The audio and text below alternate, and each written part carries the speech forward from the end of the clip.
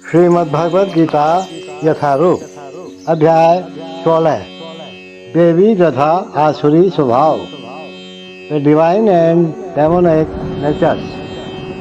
श्लोक 19। भगवान अर्जुन को बता रहे हैं कि जो आसुरी लोग होते हैं, जो ईर्ष्या करते हैं और बड़े क्रूर होते हैं, तो भगवान उनको क्या करते हैं वो देखो, आप सुनो।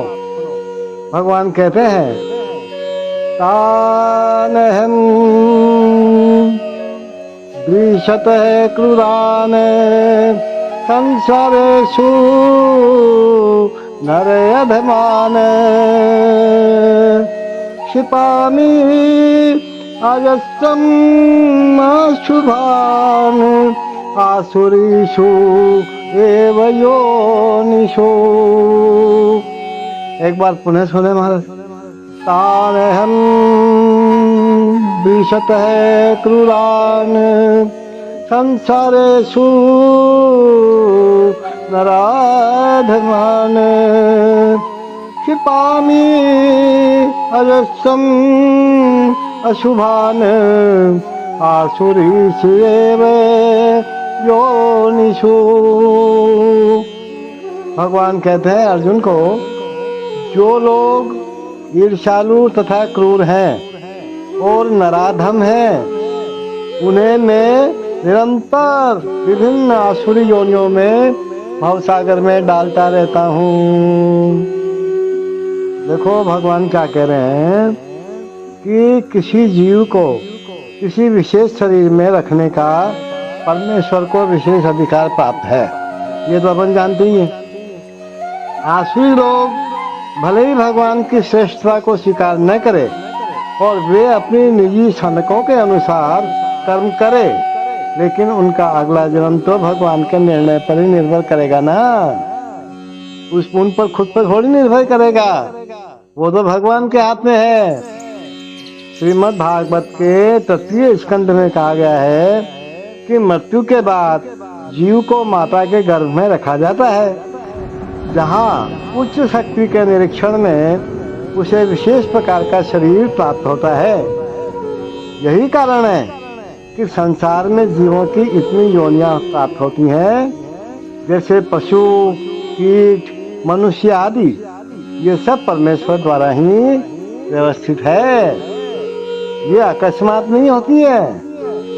जहाँ तक असुरों की बात है, यहाँ ये स्पष्ट कहा गया है कि ये असुरों के गर्भ में निरंतर रखे जाते हैं। इस प्रकार ये ईर्ष्यालु बने रहते हैं और मनुष्यों में, मानवों में अधम हैं।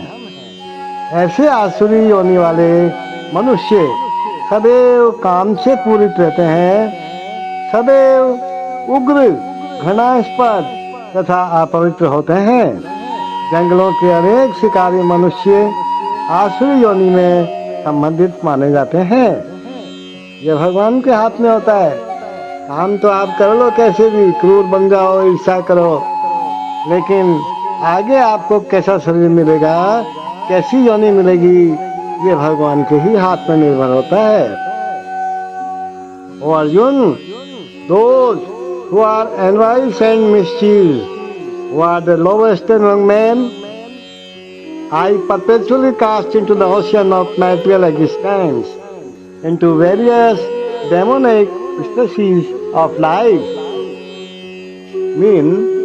In this verse, it is clearly indicated that the placing of a particular individual soul in a particular body is the prerogative of the supreme will. The demonic person may not agree to accept the supremacy of the Lord, and it is a fact that he may act according to his own whims, but his next birth will depend upon the decision of the Supreme Personality of Godhead, and not on himself. In the Srimad Bhagavatam, 3rd canto, it is stated that an individual soul, after his death, is put into the womb of a mother, where he gets a particular type of body under the supervision of superior power. Therefore, In the material existence, we find so many species of life, animals, insects, men, and so on. All are arranged by the superior power. They are not accidental. As for the demonic, it is clearly said here that they are perpetually put into the womb of demons, and thus they continue to be envious, the lowest of mankind. Such demonic species of men are held to be always full of lust, always violent and hateful, and always unclean. The many kinds of hunters in the jungle are considered to belong to the demonic species of life. Hare Krishna, Hare Krishna.